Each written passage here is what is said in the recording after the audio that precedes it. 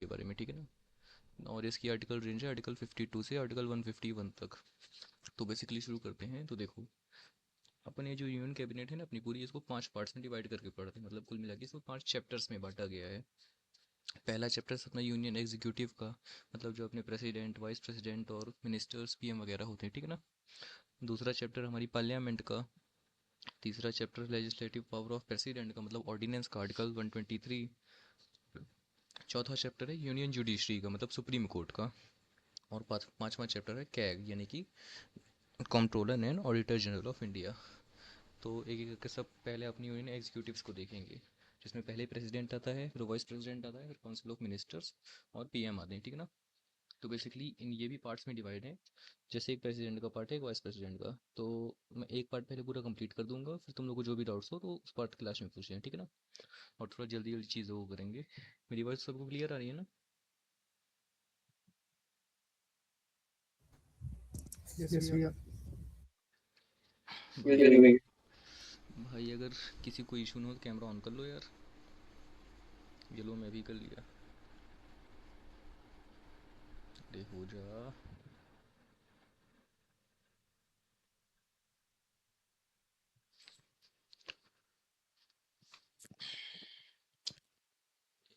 तो यार ये कैमरे को क्या हो गया।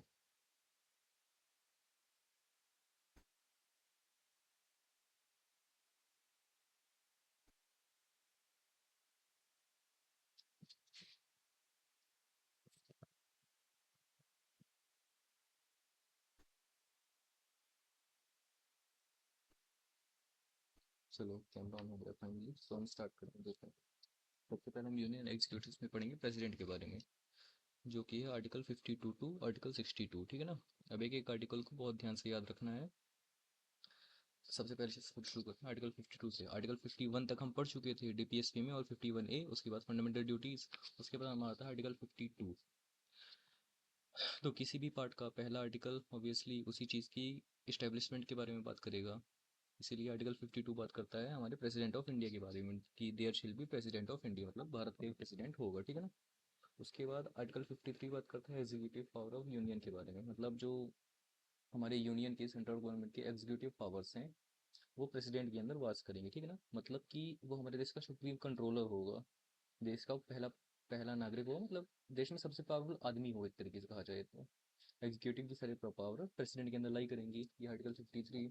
उसके बाद आर्टिकल 54 में इलेक्शन ऑफ प्रेसिडेंट के बारे में बात करता है। आर्टिकल 54 ये बहुत इंपॉर्टेंट, क्योंकि ये एक तो बात करता है प्रेसिडेंट के इलेक्शन के बारे में। तो इससे हम ये चीज़ याद करनी है कि अच्छा, किसी को ये पता है कि प्रेसिडेंट के इलेक्शन में कौन कौन लोग इन्वॉल्व होते हैं। मतलब हमारे देश के प्रेसिडेंट का इलेक्शन होता कैसे है, पता है किसी को। राज्यसभा के मेंबर्स। अंकिता रिपीट करना एक बार। भैया राज्यसभा। राज्यसभा, और कोई। लोकसभा से एमपीज होते हैं, ये एमएलए होते लेजिस्लेटिव काउंसिल्स के लोग। नहीं, इनका तो पूरी तरीके से ही गलत हो गया लेजिस्लेटिव। देखो, प्रेसिडेंट का जो इलेक्शन होता है उसमें जो लोग पार्ट होते हैं ना, वो एक तो हमारी लेजिस्लेटिव असेंबली और मेंबर ऑफ पार्लियामेंट के जो इलेक्टेड मेंबर्स होते हैं, मतलब नॉमिनेटेड वाले नहीं, सिर्फ इलेक्टेड मेंबर्स। मतलब कि जितने भी इलेक्टेड एमपीज होंगे और जितने भी इलेक्टेड एमएलएज होंगे वो सब पार्ट लेंगे, ठीक है ना। सिर्फ इलेक्टेड मेंबर्स ही पार्ट लेते हैं, नॉमिनेटेड वाले पार्ट नहीं लेते हैं प्रेसिडेंट के इलेक्शन में। ये चीज़ याद रखनी है, क्योंकि क्वेश्चन यहीं से बनता है कि कौन पार्ट नहीं लेता है। तो हमें ये याद रखना है कि प्रेसिडेंट के इलेक्शन में सिर्फ लोकसभा के इलेक्टेड मेंबर्स पार्ट लेते हैं, और लेजिस्लेटिव असेंबलीज के इलेक्टेड मेंबर्स पार्ट लेते हैं, ठीक है ना। सिर्फ इलेक्टेड मेंबर, नॉट नॉमिनेटेड, ठीक है। ओके, ये चीज़ होगी प्रेसिडेंट ऑफ इलेक्शन के बारे में, इलेक्शन ऑफ प्रेसिडेंट के बारे में। तो आर्टिकल 50 को क्लियर, इलेक्शन ऑफ प्रेसिडेंट और कौन कौन पार्ट लेता है, तो elected members of legislative assemblies and parliament, ठीक है ना। उसके बाद आर्टिकल 55, मैनर ऑफ इलेक्शन, मतलब प्रेसिडेंट का इलेक्शन कैसे कैसे होता है। तो आई थिंक ऐसा आप सबको पता होगा कि हमारे देश के प्रेसिडेंट का जो इलेक्शन होता है वो इनडायरेक्ट इलेक्शन होता है, मतलब डायरेक्ट पीपल के द्वारा चुन के नहीं भेजा जाता है प्रेसिडेंट को। पीपल कुछ रिप्रेजेंटेटिव्स को चुन के भेजते हैं, फिर उनके द्वारा प्रेसिडेंट का इलेक्शन होता है। मतलब ये जैसे इनडायरेक्ट इलेक्शन हुआ। जो हमारे नॉर्मल एमपीस और एमएलएस के इलेक्शन होते हैं वो डायरेक्ट इलेक्शन होते हैं। इसलिए कि उसमें हम डायरेक्ट वोटिंग करते हैं, तो उसमें चुनने का अधिकार जनता के पास रहता है। लेकिन क्योंकि प्रेसिडेंट को हम डायरेक्टली पब्लिक के थ्रू इलेक्ट नहीं कर रहे हैं, इसलिए प्रेसिडेंट इलेक्शन इनडायरेक्ट मैनर में होता है, ठीक ना। तो ये चीज़ क्लियर हो गई, आर्टिकल 55 इलेक्शन ऑफ प्रेसिडेंट, ठीक है।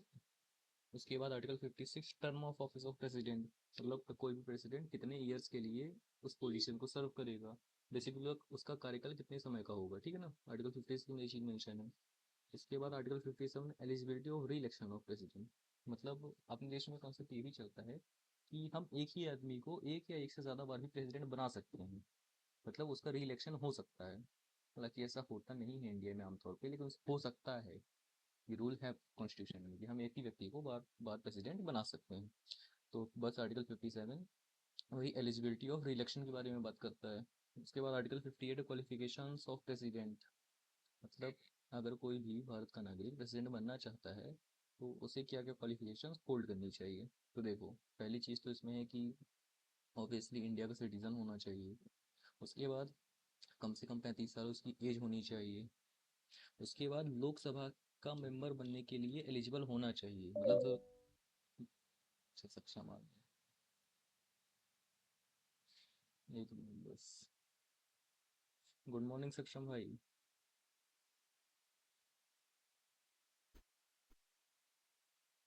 सक्षम भाई good morning.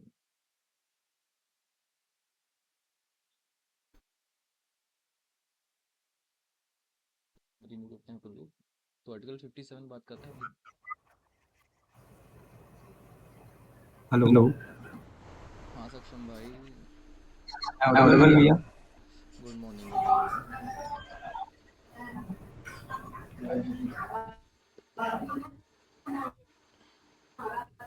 Hello, am I audible भैया? हाँ सक्षम भाई ऑडिबल हो तुम पूरी तरीके से। चलो हम कंटिन्यू करते हैं। Article 57 eligibility of for election of president, ठीक है ना। उसके बाद article 58 qualifications of president. Qualifications of president क्या होती है, देखो पहली चीज़ भारत का नागरिक होना चाहिए। उसके बाद उसकी एज कम से कम 35 ईयर्स होनी चाहिए। उसके बाद वो लोकसभा के इलेक्शन के लिए भी एलिजिबल होना चाहिए, मतलब ज़रूरी नहीं कि लोकसभा का मेंबर होना चाहिए, लेकिन मेंबर होने के काबिल होना चाहिए, एलिजिबल होना चाहिए, वो लोकसभा का मेंबर बन सकता है। ज़रूरी नहीं कि लोकसभा का मेंबर ही हो, लेकिन बन सकता है, इतना एलिजिबल उसको होना चाहिए, ठीक है ना। उसके बाद any office of profit hold नहीं करना चाहिए, मतलब बेसिकली कोई भी गवर्नमेंट पोस्ट होल्ड नहीं करनी चाहिए उसे। तो बस ये 4-5 चीज़ें हैं प्रेसिडेंट के मतलब क्वालिफिकेशंस के लिए। उसके बाद आर्टिकल 58 हमने क्वालिफिकेशंस देख ली। उसके बाद आर्टिकल 59 है conditions of office of president. मतलब अगर कोई भी व्यक्ति प्रेसिडेंट बनना चाहता है तो उसे उसके लिए कुछ कंडीशंस भी हैं, मतलब कुछ शर्तें भी हैं। तो हम एक एक करके देखते हैं। देखो, पहली शर्त तो ये है कि ना तो उसे लोकसभा का मेंबर होना चाहिए, ना ही राज्यसभा का मेंबर होना चाहिए, मतलब कुल मिला के किसी भी हाउस का मेंबर नहीं होना चाहिए उसे। उसके बाद दूसरी शर्त ये है कि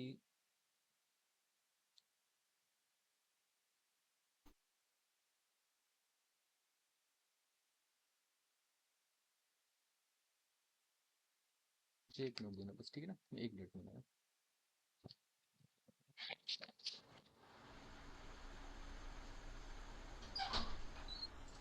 हाँ सर बस आ गया।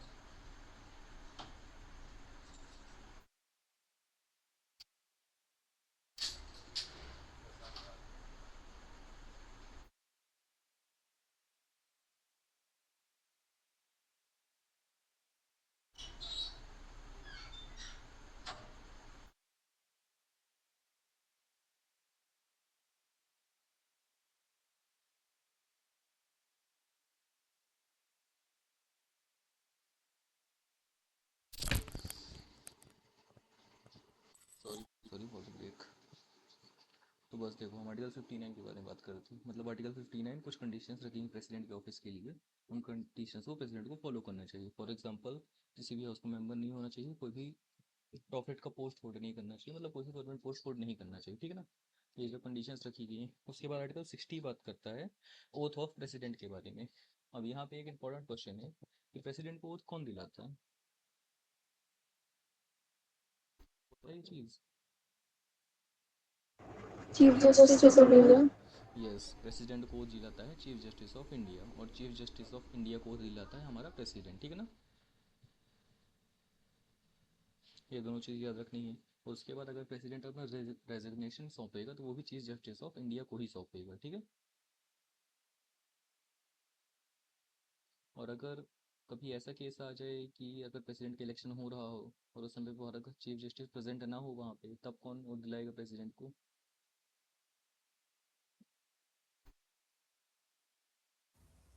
सुप्रीम कोर्ट या सुप्रीम कोर्ट। यस, मतलब मोस्ट सीनियर जज of supreme court at that time, ठीक है ना। तो आर्टिकल 60 हमारा हो गया ओथ के रिगार्डिंग। उसके बाद आर्टिकल 61 आता है इम्पीचमेंट ऑफ प्रेसिडेंट, मतलब किसी को अगर प्रेसिडेंट के पद से हटाना है, उस प्रोसेस को हम इम्पीचमेंट कहते हैं। तो आर्टिकल 61 हमारा बात करता है इम्पीचमेंट के बारे में। अब यहाँ एक चीज़ नोट करने वाली ये है, जैसे कि हमने इलेक्शन में देखा था, इलेक्शन ऑफ प्रेसिडेंट में जो लोग पार्ट लेते थे वो सिर्फ इलेक्टेड मेंबर्स थे, elected members of Lok Sabha and elected member of legislative assemblies. लेकिन इम्पीचमेंट में सभी भाग लेते हैं, मतलब इलेक्टेड वाले भी और नॉमिनेटेड वाले भी। तो बस ये चीज़ याद रखें, जब हम किसी को शामिल करते हैं तो मतलब ऐसे लोगों से वोट करते हैं जो ज़्यादा ज़रूरी हो, मतलब जो इलेक्टेड हों, लेकिन जब किसी को लात मार के बाहर निकालना होता है तब हम सभी को शामिल कर लेते हैं, भाई आओ तुम भी बताओ। बस ऐसे ही याद रखें कि इम्पीचमेंट में सभी लोग पार्ट लेते हैं, लेकिन इलेक्शन के प्रोसेस में सिर्फ इलेक्टेड मेंबर्स ही पार्ट लेते हैं, ठीक है। तो 61 हो गया इम्पीचमेंट ऑफ प्रेसिडेंट। उसके बाद आर्टिकल 62 है, मतलब term to fill the vacancy of president. Article 62 का मतलब बेसिकली ये है कि जैसे अगर हमारे प्रेसिडेंट की सीट वेकेंट हो गई तो हम कितने टर्म के अंदर उस सीट को भरना है। ये भी एक वो है, मतलब कॉन्सेप्ट है कि हमें 6 महीने के अंदर ही उस सीट को फुलफिल करना होगा, और जब तक वो सीट भरी नहीं जाती तब तक हमारा vice president as a president act करेगा, ठीक है। तो ये टाइम अच्छे से याद रखना है कि अगर प्रेसिडेंट की सीट वेकेंट हो जाती है तो हमें 6 महीने के अंदर ही दूसरा प्रेसिडेंट इलेक्ट करना होगा, ठीक है। और जब तक वो इलेक्ट नहीं होगा तो हमारा vice president as a president serve करेगा। तो यहाँ पे हमारा प्रेसिडेंट का टॉपिक स्वाहा होता है, इसमें किसी को कोई भी डाउट?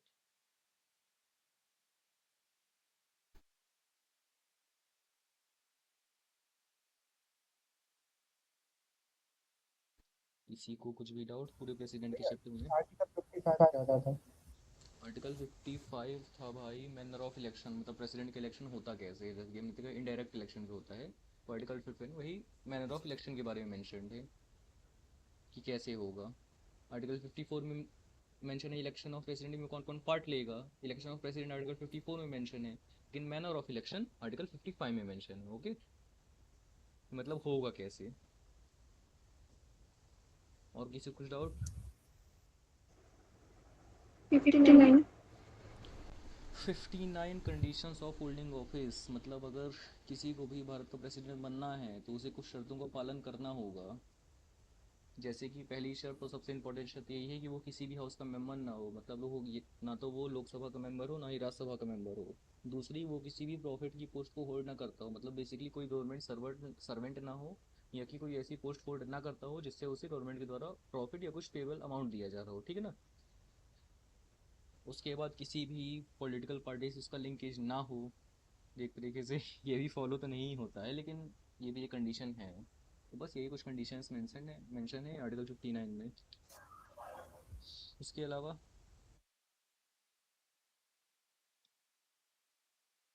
अब देखो, मैं दो तीन इंपॉर्टेंट प्रेसिडेंट्स के नाम बताऊंगा जिनको बहुत अच्छे से याद रखना है। तो हमारे देश के पहले प्रेसिडेंट कौन थे?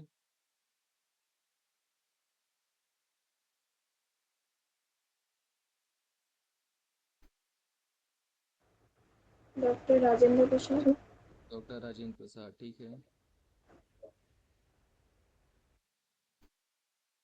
पहला नाम तो यही आई थिंक ये तो सबको अच्छे से याद ही हो गया, हमारे देश के सबसे पहले प्रेसिडेंट डॉक्टर राजेंद्र प्रसाद ही थे। उसके बाद दूसरा जो इंपॉर्टेंट नाम याद रखना है ना, वो रखना है फखरुद्दीन अली अहमद का। ये हमारे देश के प्रेसिडेंट थे, और इनका नाम इसलिए याद रखना है क्योंकि जब इमरजेंसी लगाई थी ना श्रीमती इंदिरा गांधी जी ने, उस समय भारत के प्रेसिडेंट यही थे। मैं एक बार फिर से नाम रिपीट करता हूँ, फखरुद्दीन अली अहमद। इमरजेंसी के टाइम पे प्रेसिडेंट यही थे। और ये डायरेक्ट क्वेश्चन पूछ भी चुका है कि during the time of emergency who was the president of India. तो ये नाम बहुत अच्छे से याद रखना है, फखरुद्दीन अली अहमद, ठीक है। उसके बाद जो अगला नाम याद रखना है वो है ज्ञानी जैल सिंह, ठीक है। और ये नाम इसलिए याद रखना है क्योंकि इन्होंने ही पहली बार पॉकेट विटो का यूज़ किया था। अब पॉकेट विटो ये होता क्या है ये हम आगे देखेंगे जब जुडिशरी के चैप्टर पढ़ेंगे, इसलिए अभी पर्टिकुलरली सिर्फ ये चीज़ याद रखो, ज्ञानी जैल सिंह वो पहले प्रेसिडेंट थे जिन्होंने पॉकेट वीटो को यूज़ किया था, ठीक है ना। और पॉकेट वीटो होता क्या है वो मैं आगे एक्सप्लेन करूंगा जुडिशरी के चैप्टर में, ठीक है। क्योंकि वहाँ पे हम सभी टाइप के वीटोज को पढ़ेंगे, तो वहाँ पे उसको समझना आसान रहेगा। बस अभी ये याद रखना, ज्ञानी जैल सिंह प्रेसिडेंट थे जिन्होंने पहली बार पॉकेट वीटो को यूज़ किया था, ठीक है। तो अब प्रेसिडेंट के चैप्टर में किसी को कुछ भी डाउट?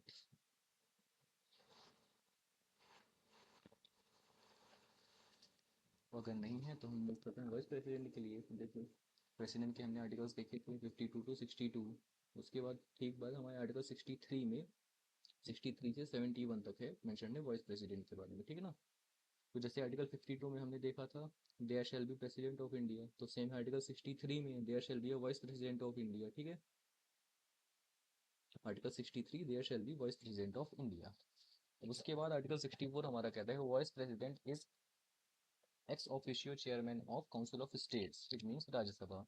मतलब वाइस प्रेसिडेंट जो हमारे देश का होगा वही राज्यसभा के स्पीकर होगा, मतलब वही राज्यसभा का चेयरपर्सन होगा, चेयरमैन होगा, ठीक है ना। लेकिन वो राज्यसभा का मेंबर नहीं होगा, ये भी चीज़ याद रखनी है कि वाइस प्रेसिडेंट राज्यसभा का स्पीकर तो होता है लेकिन वो राज्यसभा का मेंबर नहीं होता है, ठीक है। इवन वो किसी भी हाउस का मेंबर नहीं होता है, जो कि कंडीशंस प्रेसिडेंट के पोस्ट की या वाइस प्रेसिडेंट के पोस्ट की सेम ही होती हैं। तो ये कंडीशन हमने पढ़ी थी ना कि कोई भी हाउस का मेंबर नहीं होना चाहिए, तो वही कंडीशन वाइस प्रेसिडेंट के लिए भी लागू होती है। वो भी किसी भी हाउस का मेंबर नहीं होना चाहिए, लेकिन वो राज्यसभा का स्पीकर होगा, ठीक है। आर्टिकल 64 हमने देखा vice president shall be ex officio chairman of council of states, it means Rajya Sabha, ठीक है ना। उसके बाद article 65 vice president to act as a president, मतलब प्रेसिडेंट की एब्सेंस में वाइस प्रेसिडेंट ही हमारे प्रेसिडेंट के जैसे एक्ट करेगा, ये मेंशन आर्टिकल 65 में। उसके बाद article 66 election of vice president. Election of vice president में याद रखने वाली चीज़ है ये है कि जैसे हमने इलेक्शन ऑफ प्रेसिडेंट में देखा था सिर्फ इलेक्टेड मेंबर्स ही पार्ट ले रहे थे, लेकिन वाइस प्रेसिडेंट के इलेक्शन में इलेक्टेड और नॉमिनेटेड दोनों मेंबर्स पार्ट लेते हैं। इसको याद हम ऐसे रख सकते हैं कि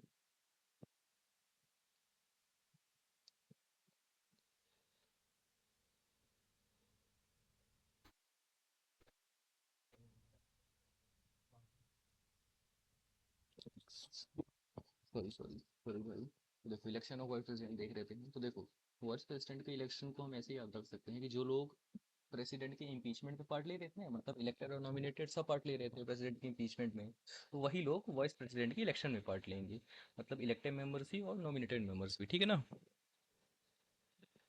उसके बाद आर्टिकल 66 हमने देख लिया इलेक्शन ऑफ वाइस प्रेसिडेंट। उसके बाद आर्टिकल 67 है term of office of president, term of office of vice president, मतलब हमारे कंट्री का जो वाइस प्रेसिडेंट है वो कितने ईयर्स के लिए कितनी टाइम लिमिट के लिए सर्व करेगा। तो बेसिकली ये प्रेसिडेंट और वाइस प्रेसिडेंट दोनों के लिए सेम ही होती है, 5 साल, ठीक है। उसके बाद अच्छा किसी को ये पता है कि करंटली हमारे देश का वाइस प्रेसिडेंट कौन है?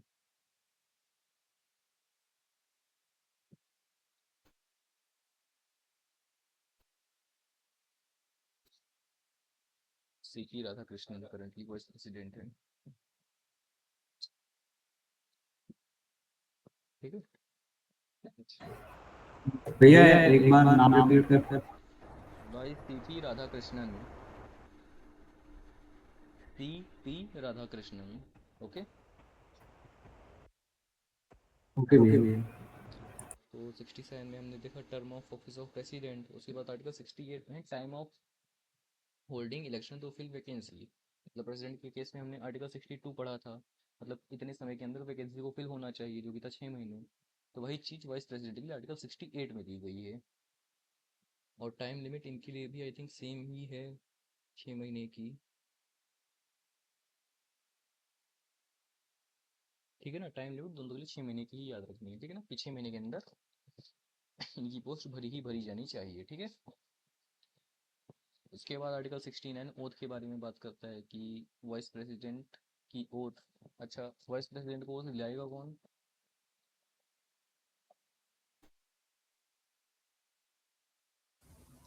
प्रेसिडेंट प्रेसिडेंट, और अगर किसी केस में प्रेसिडेंट अवेलेबल नहीं हुआ तो गवर्नर, फिर से रिपीट करना सेक्शन। Navy governor. भाई 32 गवर्नर होते हैं अपने देश में, तो 32 की 32 थोड़ी आएंगे वोट दिलाने।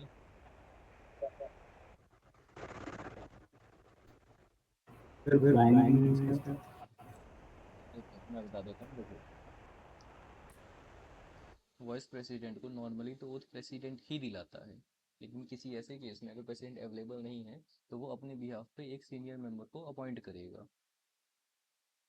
वो प्रेसिडेंट के बिहाफ पे वाइस प्रेसिडेंट को वो क्या कहते हैं ओथ ही दिलाएगा, ठीक है। तो आर्टिकल 69 हमने ओथ देख लिया। उसके बाद article 70 discharge of president's function in other contingencies. Article 70 हमारा मेंशन करता है कि जैसे इमरजेंसी जब हमारे देश में लगाई जाएगी ना, तो वाइस प्रेसिडेंट से उनके सारे अधिकार छीन लिए जाएंगे, और ये किया जाएगा प्रेसिडेंट के द्वारा ही। मतलब तुम्हें को नहीं लगे, इतना ध्यान रखना है जब हमारे देश में इमरजेंसी लग जाएगी तब सिर्फ एक ही लीडर होगा, वो होगा प्रेसिडेंट। उसके नीचे के जितने भी होंगे सबको सस्पेंड कर दिया जाएगा, सबको हटा दिया जाएगा, चाहे वो प्राइम मिनिस्टर हो चाहे वाइस प्रेसिडेंट हो, ठीक है ना। सो सारा वो सुपीरियर कंट्रोल प्रेसिडेंट के हाथों में चला जाता है ड्यूरिंग इमरजेंसी, ठीक है। चलो आर्टिकल 70 सबको क्लियर हो गया। Discharge of president function in के या हाँ विपिन। स्टेट के पीएम्स की भी वो चली जाती है पावर्स, स्टेट के जो सीएम होते हैं। हाँ भाई स्टेट के सीएम्स की भी पावर चली जाती है। जैसे अभी तुमने देखो कुछ दिन पहले मणिपुर में नेशनल इमरजेंसी लगाई गई थी ना, एक्सटर्नल रिबेलियन के बेस पे। तो जितने थे स्टेट के गवर्नर वगैरह सबकी पावर चली गई थी, वो डायरेक्ट कंट्रोल वहाँ प्रेसिडेंट का आ गया था। अभी तुमने नाम ही सुना होगा फिर ना, गौर प्रेसिडेंट रूल का। हाँ प्रेसिडेंट रूल, प्रेसिडेंट रूल का मतलब ही हाँ वही होता है कि सारा कंट्रोल प्रेसिडेंट के हाथों में चला जाना। हाँ, बट ये गवर्नमेंट कौन संभालेगी फिर ये पूरी स्टेट्स की, वही अगर तो। ऐसा कर देंगे तो?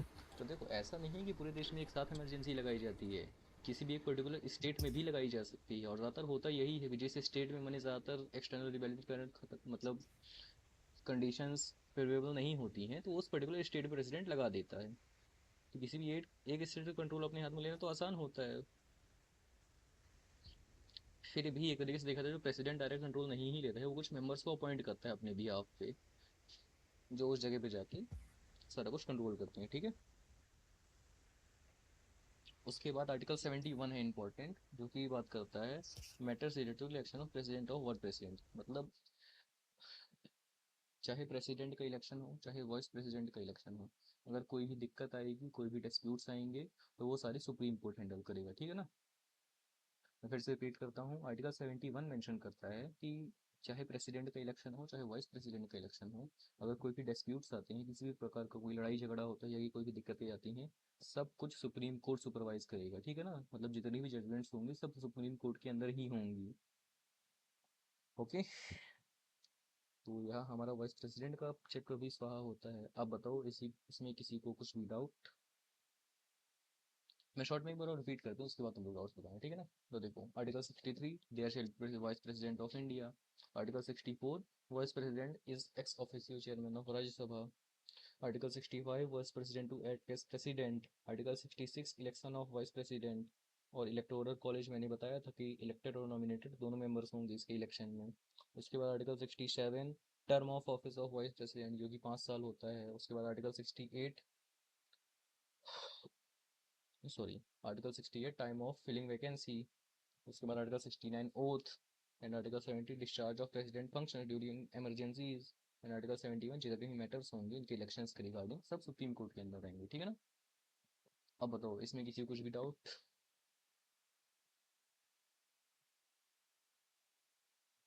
आउट हो गया। ठीक है, तो यहाँ हमने यूनियन एग्जीक्यूटिव्स के दो चैप्टर तो सहा कर दिए, पहला प्रेसिडेंट का दूसरा वाइस प्रेसिडेंट का, ठीक है ना। उसके बाद हम चलते हैं आर्टिकल 72 पे। आर्टिकल 72 बस भाई कीवर्ड याद रखना है, मर्सी पिटीशन, नाम सुना है इसका?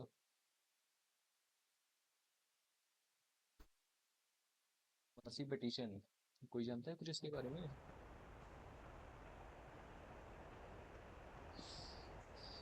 ये रेट पिटीशन क्या बोला आपने, रिपीट कर दिया? मर्सी पिटीशन भाई, मर्सी पिटीशन प्रेसिडेंट की पार्डनिंग पावर। आवाज़ आ रही है ना मेरी सबको? हाँ भैया क्लियर है। तो देखो, आर्टिकल्स आर्टिकल 72 बात करता है प्रेसिडेंट की पार्डनिंग पावर्स के बारे में। अब पार्डनिंग पावर्स मतलब होता है कि जैसे तुमने देखा होगा कि अगर सुप्रीम कोर्ट या हाई कोर्ट के द्वारा किसी को कोई बहुत बड़ी सज़ा दी जाती है, जैसे कि उम्र कैद की सज़ा या फांसी की सज़ा या कि कोई और बड़ी सज़ा, तो उसको उस सज़ा को माफ़ करवाने के लिए वो व्यक्ति प्रेसिडेंट के पास अपील कर सकता है कि आप मेरी सज़ा को या तो कम कर दीजिए या फिर या कि माफ़ कर दीजिए। इसी को हम सरल भाषा में मर्सी पिटीशन के नाम से जानते हैं, दया याचिका जिसको कहते हैं। तो आर्टिकल 72 में वही चीज़ मेंशन है कि पार्डनिंग पावर ऑफ प्रेसिडेंट्स, मतलब प्रेसिडेंट ऐसी किसी केस में पार्डनिंग पावर्स उसके पास होती हैं कि वो इशू कर सकता है, मतलब किसी की सज़ा को कम कर सकता है या कि माफ़ कर सकता है, किसी की फांसी रोक सकता है। तो आर्टिकल 72 इसी बारे में बात करते हैं, pardoning powers of president. Okay, उसके बाद हम बात करते हैं आर्टिकल 73 के बारे में।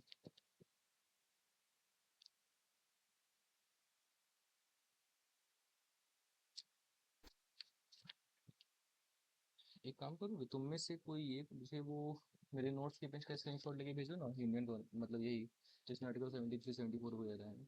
एक्चुअली मेरे नोट्स लाइब्रेरी में ही रखे हैं और बुक से देखे पढ़ने में मज़ा नहीं आ रहा।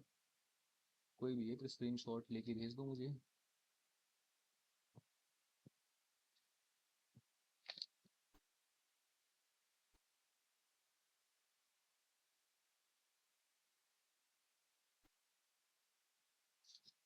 तो चलो, जब तक स्क्रीनशॉट तब तक हम आगे देखते हैं। आर्टिकल 72 हमारा हो गया था पार्डनिंग पावर ऑफ प्रेसिडेंट्स के बारे में, ठीक है। उसके बाद आर्टिकल 33 बात 73 बात करता है जुडिशियल रिव्यू के बारे में,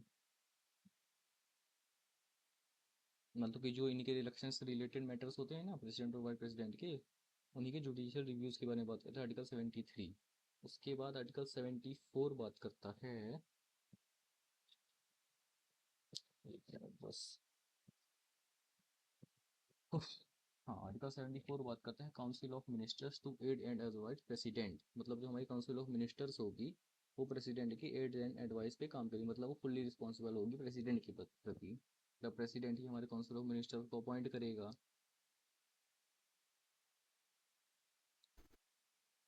थैंक यू भाई, ये मज़ा आएगा।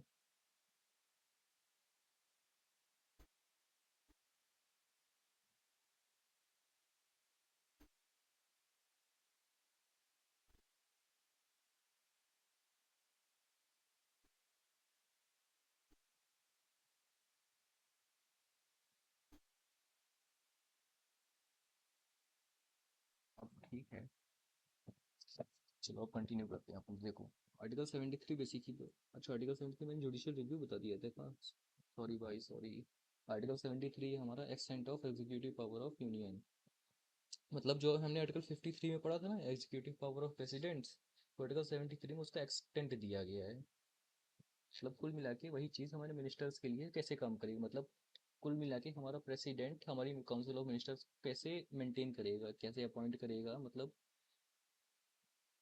कुल मिला के उन्हीं हमारे प्रेसिडेंट के पावर्स को मिनिस्टर्स के रिगार्डिंग एक्सप्लेन किया गया आर्टिकल 73 में। उसके बाद हम देखते हैं आर्टिकल 74, मतलब council of ministers to aid and advise president, मतलब हमारी जो काउंसिल ऑफ मिनिस्टर्स होगी वो एक तरीके से प्रेसिडेंट की एड्स एंड एडवाइस में, इसका मतलब प्रेसिडेंट के अंदर काम करेगी, ठीक है। तो आर्टिकल 73 और 74 में किसी को कुछ डाउट?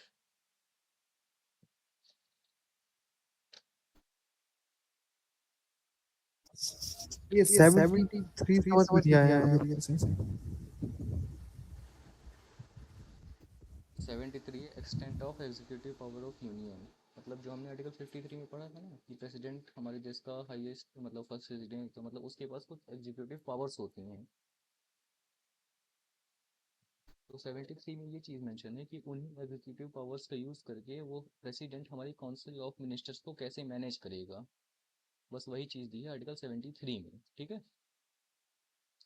ओके भैया। कि एग्जीक्यूटिव पावर्स का यूज़ करके हमारा प्रेसिडेंट हमारी काउंसिल ऑफ मिनिस्टर्स को कैसे मैनेज करेगा, वही चीज़ दी है आर्टिकल 73 में, extent of executive power of union, ठीक है। उसके बाद article okay 74 council of ministers to aid and advise president, ठीक है ना। मतलब हमारा प्रेसिडेंट प्राइम मिनिस्टर की, मतलब प्राइम मिनिस्टर की सलाह पे काउंसिल ऑफ मिनिस्टर्स को अपॉइंट करेगा, ठीक है। मतलब 74 बेसिकली रिगार्डिंग है अपॉइंटमेंट ऑफ मिनिस्टर्स के ऊपर, मतलब जितने प्राइम मिनिस्टर्स होंगे अपॉइंट उनको प्रेसिडेंट करेगा, लेकिन प्राइम मिनिस्टर की सलाह पे करेगा, ठीक है ना, on the advice of prime minister, ठीक है। तो 74 में किसी कुछ डाउट?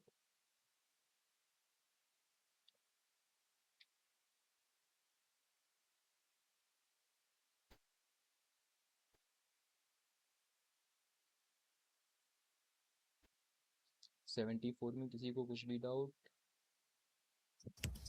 No भैया, everything is clear. 74 में ये चीज़ मेंशन है कि एक काउंसिल ऑफ मिनिस्टर्स होगी जिसका हेड प्राइम मिनिस्टर होगा, जो कि प्रेसिडेंट को एड एंड एडवाइस करेगी, ठीक है ना। और उसके बाद 75 में मेंशन है appointment of prime ministers and their oath. मतलब आर्टिकल 75 हमारा बात करता है appointment of prime ministers and other ministers और उनकी ओथ के बारे में। तो देखो 74 और 75 को ऐसे हम याद कर सकते हैं। 74 में मेंशन है there should be council of ministers, मतलब काउंसिल ऑफ मिनिस्टर्स होनी चाहिए, ये चीज़ 74 में है। और उसके ठीक बाद 75 में मेंशन है कि appointment of ministers and prime ministers, मतलब होनी तो चाहिए लेकिन उन्हें अपॉइंट कौन करेगा और कैसे करेगा, तो यही चीज़ 75 में मेंशन है, appointment of prime ministers and other ministers. और उनकी ओथ के बारे में भी आर्टिकल 75 में ही मेंशन है। तो 75 तक सबको क्लियर हो गया। Yes भैया. उसके बाद हम चलते हैं आर्टिकल 76 में, जो कि है अटॉर्नी जनरल ऑफ इंडिया। अच्छा, किसी को ये पता है कि अटॉर्नी जनरल ऑफ इंडिया होता क्या है?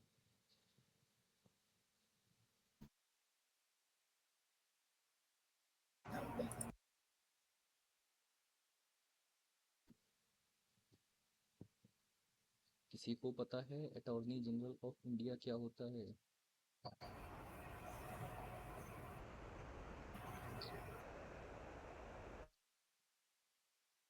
देखो कोई बात नहीं, चलो। अटॉर्नी जनरल ऑफ इंडिया जो कि आर्टिकल 76 में मेंशन है, इसको हम एक तरीके से ऐसे याद कर सकते हैं, हमारी सेंट्रल गवर्नमेंट का वकील, मतलब कि highest law officer in the country, ठीक है। मतलब जैसे तुमने देखा हो कि अक्सर लोग सेंट्रल गवर्नमेंट के ऊपर भी केस करते रहते हैं किसी भी मैटर के रिगार्डिंग, तो भाई सेंट्रल गवर्नमेंट को भी अपने डिफेंस के लिए वकील तो चाहिए होगा। अटॉर्नी जनरल ही होता है हमारी सेंट्रल गवर्नमेंट का वकील, मतलब कि highest law officer of country, ठीक है। अब इसमें दो नाम याद रखने हैं। सबको ये समझ में आ गया कि अटॉर्नी जनरल होता क्या है? मतलब सुप्रीम कोर्ट की तरफ से ये केस लड़ता होगा भाई सुप्रीम कोर्ट के लिए. जरूरी थोड़ी हो सुप्रीम। अच्छा ये बताओ, मैं अगर इंडिया की गवर्नमेंट के ऊपर केस कर रहा हूँ, यूनियन गवर्नमेंट के ऊपर, सुप्रीम कोर्ट में भी कर सकता हूँ, मैं डिस्ट्रिक्ट कोर्ट में भी कर सकता हूँ, हाई कोर्ट में भी कर सकता हूँ कि नहीं कर सकता? हाँ. तो ये बंदा जो कि अटॉर्नी जनरल ऑफ इंडिया होगा, यानी कि हाईएस्ट लॉ ऑफिसर होगा, वो अपनी गवर्नमेंट को बचाने के लिए सुप्रीम कोर्ट में भी आ सकता है, हाई कोर्ट में भी आ सकता है, या फिर किसी डिस्ट्रिक्ट कोर्ट में भी जा सकता है, ठीक है। तो ज़रूरी नहीं कि सिर्फ सुप्रीम कोर्ट में ही रिप्रेजेंट करे, ये देश के किसी भी कोर्ट में गवर्नमेंट को रिप्रेजेंट कर सकता है। पर इतने सारे केसेस होते हैं तो जरूरी थोड़ी कि एक ही होता है क्या ये आईएएस लॉ ऑफिसर. हाँ, इसके बाद की बात नहीं, ये एक ही होता है हाईएस्ट लॉ ऑफिसर, ठीक है ना। तो इसमें किसी को कुछ doubt attorney general of India में कि होता कौन है? ये तो सबको समझ में आ गया कि highest law officer of country होता है। के बाद देखो, इनके पावर क्या क्या होता है? वही मैं आगे बता रहा था अंकिता, पावर्स के बारे में ही। सबसे पहली चीज़ तो यही कि इसको अपॉइंट कौन करता है, तो इसको अपॉइंट करता है प्रेसिडेंट, ठीक है। अटॉर्नी जनरल ऑफ इंडिया को अपॉइंट कौन कर रहा है, तो अपॉइंट प्रेसिडेंट करता है। अब इसकी ड्यूटी क्या होती है? ड्यूटी जैसे मैंने बताया कि हमारी यूनियन गवर्नमेंट को लीगल मैटर्स पे एडवाइस करना, ठीक है। कुल मिला के जो हमारे वकील करते हैं हमारे लिए, हमें लीगल मैटर्स पे एडवाइस करते हैं हमारे वकील, वही चीज़ ये बंदा यूनियन गवर्नमेंट को करता है। उसके बाद attorney general of India had to right audience in any post, मतलब अटॉर्नी जनरल ऑफ इंडिया किसी भी कोर्ट में गवर्नमेंट को रिप्रेजेंट कर सकता है, जैसे कि मैंने बताया था, चाहे वो सुप्रीम कोर्ट हो, चाहे हाई कोर्ट हो, चाहे डिस्ट्रिक्ट कोर्ट हो, ये किसी भी कोर्ट में रिप्रेजेंट कर सकता है। उसके बाद इसकी ऑफिस लिमिट, मतलब इसकी टाइम लिमिट क्या होती है, इसका टेन्यूर क्या होता है? तो इसका कोई भी फिक्स टेन्यूर नहीं होता है, जब तक प्रेसिडेंट चाहिए तब तक कोई भी बंदा अटॉर्नी जनरल बन के रह सकता है, ठीक है ना। इसका टेन्यूर होता है till the pleasure of president, ठीक है ना, मतलब जब तक प्रेसिडेंट चाहे। उसके बाद देखो, उसके बाद याद रखने वाली चीज़ ये है कि अटॉर्नी जनरल ऑफ इंडिया ये है तो ये कॉन्स्टिट्यूशनल पोस्ट ही, मतलब, लेकिन ये पूरी तरीके से गवर्नमेंट पोस्ट नहीं है। मतलब ऐसा नहीं कि अगर कोई बंदा अटॉर्नी जनरल बन गया है तो उसे अपनी बाकी सारी प्रैक्टिसेस बंद करनी पड़ेंगी। मतलब कि जैसे एग्जाम्पल बताओ, देखो, अब अगर देश का हाईएस्ट ऑफिसर बन रहा है, अच्छा खासा क्वालिफाइड आदमी ही होगा तो आपका वकील होगा वो। मतलब उसके ऊपर ये बाउंडेशन नहीं है कि अगर अटॉर्नी जनरल बन गया है तो उसे बाकी सब काम धंधा अपना बंद करना पड़ेगा, नहीं। वो अपने बाकी प्रैक्टिसेस भी चालू रख सकता है और इस पोस्ट को भी होल्ड कर सकता है, ठीक है। मतलब कुल मिला के वो अपनी प्राइवेट प्राइवेट प्रैक्टिसेस भी चालू रख सकता है और इस अटॉर्नी जनरल के ऑफिस को भी होल्ड कर सकता है। तो ये चीज़ सबको क्लियर हो गई।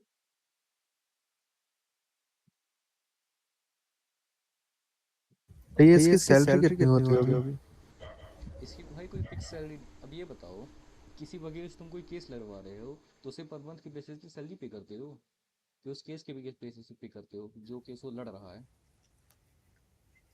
ये तो गवर्नमेंट ही है, तो गवर्नमेंट देती होगी उसको पैसे, अभी वही चीज़ मैंने तो बोला। ऑब्वियसली ज्यादा ही। अच्छा अच्छा, मेरी बात सुनो, अभी मैंने क्या बोला कि ये फुल टाइम गवर्नमेंट पोस्ट नहीं है, मतलब वो अपनी प्राइवेट प्रैक्टिसेस भी चालू रख सकता है। तो गवर्नमेंट ने अटॉर्नी जनरल को ये राइट सिर्फ इसीलिए दिया है कि वो अपनी प्राइवेट प्रैक्टिस चालू रखे, क्योंकि गवर्नमेंट रेगुलर बेसिस पे अटॉर्नी जनरल को कोई सैलरी पे नहीं करती है। हम्म। इसीलिए उसने अटॉर्नी जनरल को ये राइट दिया है कि भाई तुम अपनी कमाई धमाई के लिए अलग से लीगल प्रैक्टिसेस चालू रख सकते हो। गवर्नमेंट अटॉर्नी जनरल को जो पे करती है वो उन्हीं उसी के बेसिस पे करती है कि किस किस जगह पे गवर्नमेंट को उसकी ज़रूरत पड़ी, ठीक है। पर्टिकुलर मंथली इसको सैलरी नहीं मिलती होगी, नहीं केसेस उसकी के ऊपर मिलती उसकी होगी। कोई फिक्स सैलरी नहीं होती, क्योंकि ये फुल टाइम गवर्नमेंट सर्वेंट नहीं होता है। ये अपनी प्राइवेट प्रैक्टिस भी चालू रखता है, ठीक है। ओके। तो अटॉर्नी जनरल जो कि आर्टिकल, इसके रिगार्डिंग तीन चीज़ सबसे ज़्यादा याद रखनी है। देखो, पहला तो आर्टिकल ही कौन से आर्टिकल में है, आर्टिकल 76 में। दूसरी चीज़, हमारे करंट अटॉर्नी जनरल कौन है, तो वो है आर वेंकट रमणी। मैं फिर से रिपीट करता हूँ, हमारे देश के जो करंट अटॉर्नी जनरल हैं वो हैं आर वेंकट रमणी,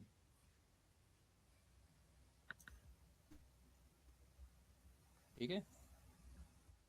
ओके। उसके बाद हमारे देश के फर्स्ट अटॉर्नी जनरल कौन थे, तो वो थे एमसी सेतलवाड़। मैं फिर से रिपीट करता हूँ, हमारे देश के फर्स्ट अटॉर्नी जनरल थे एमसी सेतलवाड़। ये चीज़ मैंने नोट्स में लिखी है कि नहीं? हाँ वही लिखा तो है। चलो, आर्टिकल 76 सबको क्लियर हो गया। अटॉर्नी जनरल के बारे में मेंशन करता है, मैंने ये बता दिया कि अटॉर्नी जनरल होता कौन है, उसके बाद उसकी ड्यूटी क्या होती है। गवर्नमेंट को फुल टाइम मेंबर नहीं होता है, अपनी लीगल प्रैक्टिस चालू रख सकता है, ठीक है। उसके बाद पहले थे एमसी सेतलवाड़, करंट हैं आर वेंकट रमणी। ये देश का हाईएस्ट लॉ ऑफिसर होता है, ओके। आर्टिकल 76 सबको क्लियर हुआ। यस भैया। उसके बाद हम आते हैं आर्टिकल 77 पे। आर्टिकल 77 हमारा कहता है conduct of business of government in the name of president. मतलब हमारी ये यूनियन गवर्नमेंट जो भी बिजनेसेस कंडक्ट करेगी, मतलब जितने भी काम काज करेगी ना, वो सब प्रेसिडेंट के नाम पे ही होंगे, मतलब प्रेसिडेंट के अंडर ही होंगे। ये समझ में आ गया। अब इसका एग्जांपल ये देखो, देखो मेरा एग्जांपल समझो ध्यान से। अगर मैं कोई भी दुकान खोल रहा हूँ, लेकिन उसमें सभी सारी जमा पूंजी मेरे पिताजी की लगी हुई है, तो एक तरीके से सुप्रीम लीडर तो मेरे पिताजी ही होंगे। मैं बस उनके नाम पे उस दुकान पे बैठ रहा हूँ। तो भले ही उस दुकान का सारा कामकाज मैं देख रहा हूँ, लेकिन अगर कोई मुझसे पूछेगा कि मतलब आप किसके प्रति रिस्पॉन्सिबल हैं, आपके मालिक कौन है, तो मैं अपने पिताजी का नाम लूंगा। बस उसी तरीके से यूनियन गवर्नमेंट होती है, ये सारे काम काज तो गवर्नमेंट ही करती है, लेकिन किसके नाम पे करती है, प्रेसिडेंट के नाम पे करती है। क्योंकि वो पूरे देश का एग्जीक्यूटिव हेड कौन होता है, प्रेसिडेंट होता है, ठीक है। तो ये चीज़ सबको क्लियर हो गई। यस भैया। तो यही चीज़ आर्टिकल 77 में मेंशन है कि conducting business of government in the name of president, ठीक है। उसके बाद हम चलते हैं आर्टिकल 78 में। भाई आर्टिकल 78 के रिगार्डिंग एक कीवर्ड याद रखना है, वो है ब्रिज। अब देखो, ब्रिज से मैं क्या समझना चाहता हूँ, हमारे जो प्राइम मिनिस्टर होता है ना, जैसे प्रेजेंटली हमारे कौन है प्राइम मिनिस्टर, कौन है भाई करंट? नरेंद्र दामोदर मोदी। मोदी जी, मोदी जी, ठीक है। तो हमारा जो प्राइम मिनिस्टर है ना, वो हमारी काउंसिल ऑफ मिनिस्टर्स और पीएम के बीच, काउंसिल ऑफ मिनिस्टर्स और प्रेसिडेंट के बीच में एज अ इंफॉर्मेटिव ब्रिज काम करता है। मतलब हमारे प्राइम मिनिस्टर का क्या काम क्या होता है कि हमारी काउंसिल ऑफ मिनिस्टर्स के सारे वर्क्स के बारे में प्रेसिडेंट को बताए, और फिर प्रेसिडेंट की जो एडवाइजेस और सजेशंस हों उसके बारे में हमारी काउंसिल ऑफ मिनिस्टर्स को बताए। मतलब एज अ एक तरीके से दोनों के बीच में ब्रिज टाइप का काम करता है हमारा प्राइम मिनिस्टर, ठीक है ना। तो ये चीज़ रखने के प्राइम चुगली करता है। चुगली नहीं करता भाई। हाँ कह सकते हैं चुगली करते हैं, मतलब बस ये रखते हैं कि एक तरीके से लिंकेज का काम करता है, मीडिएटर का काम करता है। एक तरफ काउंसिल ऑफ मिनिस्टर्स हो गई और एक तरफ प्रेसिडेंट हो गए, और दोनों के बीच में हो गया हमारा प्राइम मिनिस्टर, ठीक है। ये चीज़ मेंशन आर्टिकल 78 में। तो भाई इस तरीके से हमारा तीसरा चैप्टर भी स्वाहा होता है। तो हमने 3 पार्ट्स तो निपटा दिए, पहला प्रेसिडेंट, दूसरा वाइस प्रेसिडेंट, और तीसरा ये हमारा मतलब यूनियन के मिनिस्टर्स वगैरह का। अब एक बार जल्दी से नोट्स देखो, सारे आर्टिकल्स पढ़ो और बताओ किसी को कुछ भी डाउट। आज आर्टिकल 79 तक ही करेंगे हम लोग, ठीक है। जल्दी से नोट्स पढ़ो और फिर बताओ।